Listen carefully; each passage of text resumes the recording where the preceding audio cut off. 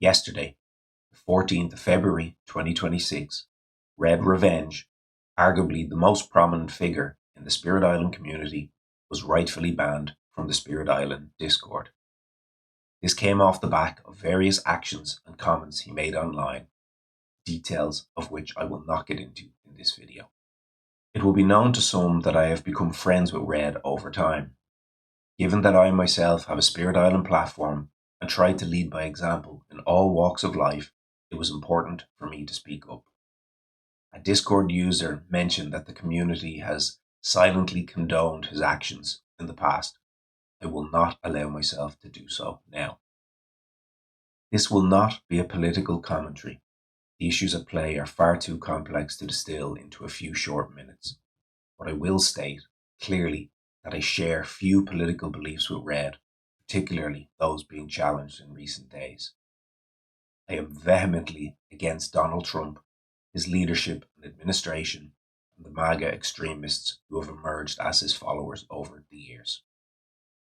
That does not mean, however, that I won't engage with those who support Trump, so long as politics remain politics and humanity is not compromised. I had warnings from several people regarding Red, his political opinions, various examples of trolling, and a history of general misdemeanor and aggro in the Spirit Island space. I did my homework and saw no concrete evidence of major wrongdoing at that time. I didn't want to be discriminatory or hypocritical and decided to give him the benefit of the doubt and a chance to speak for himself. I want to be crystal clear that I am not here as an act of support for him. I do, however, want to be completely transparent about how we became friends, how and why I continued to engage with him when many others wouldn't. I spoke directly and bluntly with him during many conversations, challenged him on what I had heard. Ultimately, I made up my own mind on various things. Red unapologetically backs Trump, but not on everything, and mostly, it seems, for economic reasons. He is very money focused and has stated that he doesn't regret voting for Trump in relation to the closure of Greater Than Games. His comments on that topic were unsavory, to say the least, and he was rightfully denounced. He believes in rigorous immigration laws and voted for Trump accordingly. This, in isolation, isn't reprehensible, in my opinion.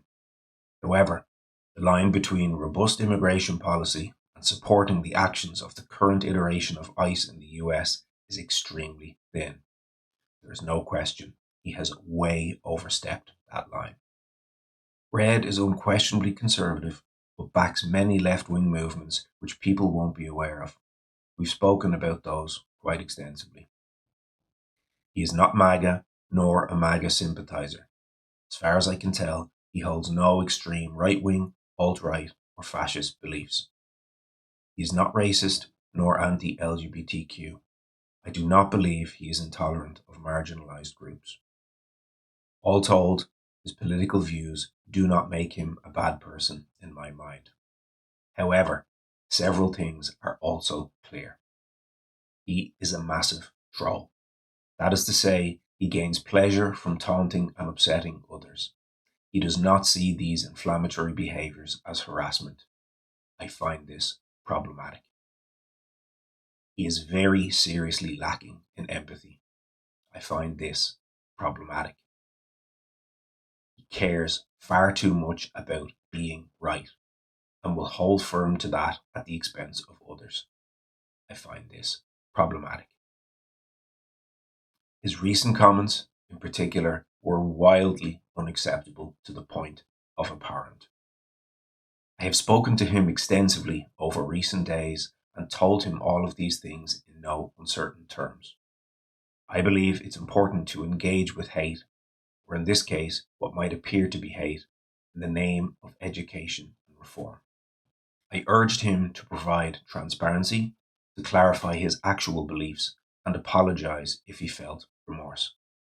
Not for his sake, but that of the people affected by his comments, those who feel unwelcome and unsafe in society because of the kind of hatred he's being accused of. Several people have criticized the words in the statement he released. Fairly so. I have my own issues with some of it. But it is my personal opinion, having spoken to him, that he is genuine in what he says. It would appear as though he has a real intention to learn from this and change his ways. For those of you who don't believe that, I totally understand. Simply put, he doesn't deserve anyone's trust. Actions speak significantly louder than words, and in this case, his future actions will show if he can earn back the trust which has been lost. So finally, what is next for me? First, I have left Red's personal Discord server. I will be unsubscribing from his YouTube channel, which is currently deactivated, and I do not know if or when it may come back. I will not engage him in any public space. All of this is in solidarity with the many other friends I've made in our amazing community. We and I cannot tolerate intolerance. I am an ally to everyone who participates with care and respect, especially those most impacted by the hatred that is all too present in our world today. I am not cutting ties with Red as of now. As long as I believe him about remorse and reform, I will continue to connect via DM to discuss these important matters. If his actions warrant it, I may be personally willing to accept his return to our community. Only time will tell. Thank you for listening.